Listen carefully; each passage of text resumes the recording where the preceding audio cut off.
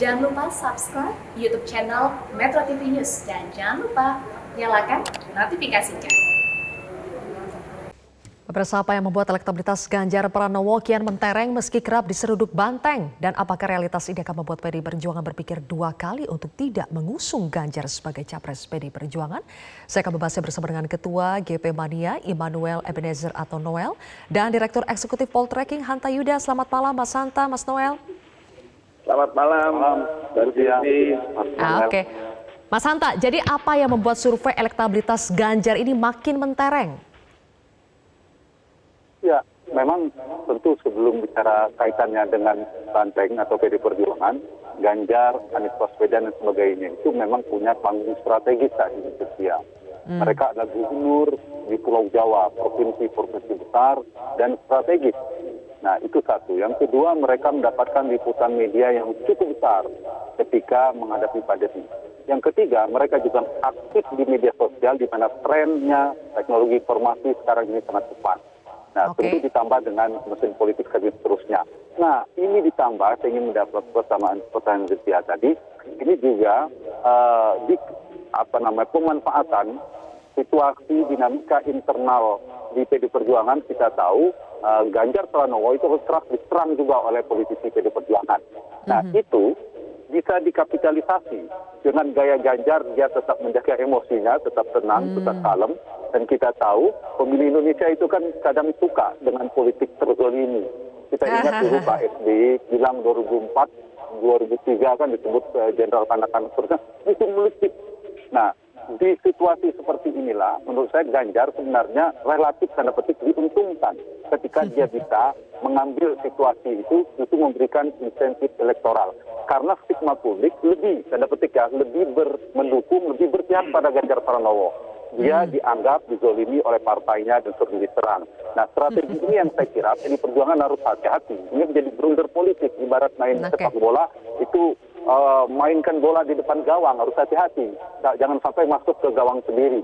Nah, ini yang saya kira yang harus diantisipasi ya, yang dirugikan adalah PDI Perjuangan dalam konteks ini. Itu sumbangsi salah satu faktor yang meningkatkan elektabilitas Ganjar. Oke, Mas Noel, jadi kalau menurut Mas Hanta makin diseruduk, makin dikritik, makin dizolimi, malah membuat publik makin simpati. GP setuju dengan ungkapan ini? Ya, itu kan analisa yang terkadang dari sudut pandang Mas Hanta mungkin bisa benar. Tapi saya yakin memang hari ini cinta rakyat terhadap Mas Ganjar sudah tidak terbendung. Atau kata bahasa Inggrisnya, love is blind lah, cinta itu buta. Artinya hari ini Ganjar mau diapain, kayak mau dihajar. Artinya sampai detik ini popularitas Mas Ganjar makin monceng. Artinya teori kami pertama bahwa Ganjar semakin dihajar, dia semakin populer. Kita lihat beberapa indikator yang kawan-kawan lembaga survei kayak Poltreking dan sebagainya, kita lihat Mas Ganjar kan selalu paling di atas. Apalagi beberapa simulasi dengan ditandemin dengan A, B, C, D, F, tetap Mas Ganjar tetap paling di atas. Artinya peluang Mas Ganjar memang sudah nggak bisa terbendung lagi untuk 2024 menjadi presiden gitu. Oke, jadi Ganjar makin dihajar justru makin moncer ya elektabilitasnya. Iya. Mas Hanta, tadi kan Anda membandingkan ya sesama kepala daerah Anies Baswedan dan juga Ganjar. Ganjar kan sebetulnya belum punya momentum seperti Anies misalnya yang belakangan ini dikenal dengan Formula E-nya. Tapi kenapa surveinya bisa jauh lebih unggul daripada Anies? Ya, ada beberapa persepsi ya publik, tentu banyak variabel ya. Pemilih itu ada pemilih rasional yang melihat kinerja, melihat rekam jejak, tapi juga ada pemilih sosiologis. Nah, keunggulan Ganjar langsung saja singkat saya katakan, salah satu karakteristik yang dimiliki oleh Ganjar Pranowo yang sejalan dengan selera pemilih Indonesia cukup tinggi, dia dikesankan yang paling merakyat, itu satu. Yang kedua, Ganjar ini juga dipersepsikan bagi pemilih sosiologis dia yang paling Jawa, suka tidak suka. Dari antara nama-nama itu dibandingkan Anies, Prabowo dan sebagainya, dialah memiliki karakteristik politik atau politisi Jawa. Itu merepresentasikan pemilih yang besar ya, pemilih Indonesia, lumbung pemilih Indonesia itu dari sisi itu. Sehingga memberikan kontribusi. Atau dengan kata lain, kalaupun tadi Zilvia bercatatan Anies sudah punya berbagai program atau capaian mercusuar proyeknya, tapi Anies saya kira tantangannya adalah harus bergeser ke tengah. dia harus bergeser ke tengah dan pemilih Indonesia itu paling numpuk berada di tengah dan Ganjar berada di sana. Yang kedua, Anies harus lebih Jawa. Kalau paling tidak nanti itu yang harus dicari kekuatannya. Dan ditambah lagi Ganjar ini dipresentasikan adalah pergeseran pemilih Pak Jokowi itu lebih banyak ke Mas Ganjar. Basis-basis Jokowi di Jawa Tengah, di Jawa Timur, sebagian Pulau Kalimantan, Bali, basis Pak Jokowi itu menjadi basis Ganjar Pranowo hari ini. Sementara basis Prabowo terbelah gitu ya. Tetap berada di Prabowo, ini sebagian besar ya, sebagian ke Anies Baswedan.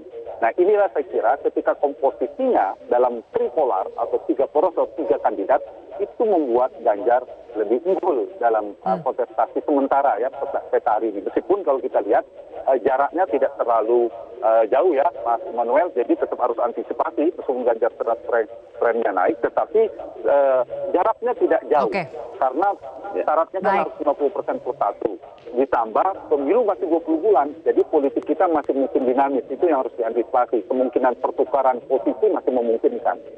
Begitu. Baik. Oke, Mas Noel, dengan modal elektabilitas di survei yang setinggi ini, jika Ganjar tidak diusung PDI Perjuangan sebagai capres, yang lebih rugi siapa, Mas Noel? PDI Perjuangan atau Ganjar? Saya rasa PDIP sebagai institusi atau partai yang mengkader Mas Ganjar.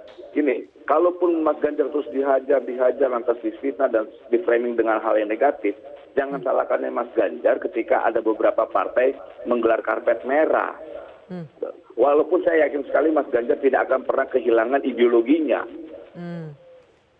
Karena saya sampai sekarang kan Mas Ganjar ini dihajar kiri kanan, difitnah kiri kanan. Ada narasi-narasi menurut kami narasinya kecenderungannya negatif. Tapi saya lihat kan ada beberapa kawan-kawan kayak Bung Hanta dengan tool trackingnya, malah hasil risetnya Mas Ganjar itu bukan makin turun, tapi makin naik trennya gitu. Dan saya juga diskusi beberapa kawan-kawan di lembaga survei juga kecenderungannya Mas Ganjar elektabilitasnya naik. Dan saya yakinkan sekali lagi, berkali-kali pertemuan kami dengan relawan Jokowi, hampir 99% pendukung Jokowi pasti mendukung Mas Ganjar. Itu, Mbak Silvi. Oke, baik. Terakhir, Mas Hanta, apakah realitas ini, hasil survei ini akan membuat PDI Perjuangan itu berpikir 2 kali untuk tidak mengusung Ganjar sebagai capres dari PDI Perjuangan? Mungkin kita akan berpikir PDI Perjuangan akan realistis ya, seperti Pak Jokowi fenomena 2014-2019. Tapi ini agak beda menurut saya, karena di sana ada faktor Mbak Puan Maharani yang betul-betul siap.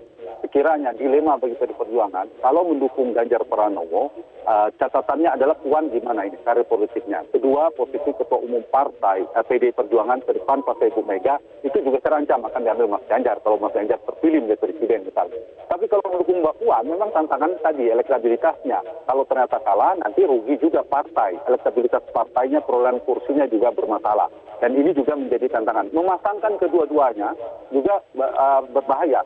Jadi menurut saya kalau PDI Perjuangan misalnya, kalau mau sama-sama untung, maka mereka bergabung. Solidlah pendukung di Jawa Tengah, di Bali, semua solid. Tapi kalau terbelah, kedua-duanya akan rugi. Suara PDI Perjuangan itu berkurang karena ada yang pemilih Ganjar. Sedikit juga pemilih Ganjar yang ada pemilih solid atau pemilih loyal PDIP, mungkin bisa jadi tidak memilih Ganjar. Nah, kalau PDI Perjuangan memilih tidak mendukung Ganjar sebagai capres, maka menurut saya ada 2 opsi yang harus segera dipikirkan PDIP. Zilvia. Satu, bagaimana upaya, tanda petik ya, dari sisi strategi, bagaimana upaya membuat Mas Ganjar tidak maju. Kalau Ganjar maju, tidak suka merugikan PDI Perjuangan. Terancamlah pilpres secara terbelah, terpolarisasi basis masanya, basis pendukungnya, dan itu bisa mengancam kekalahan termasuk partainya tergerus.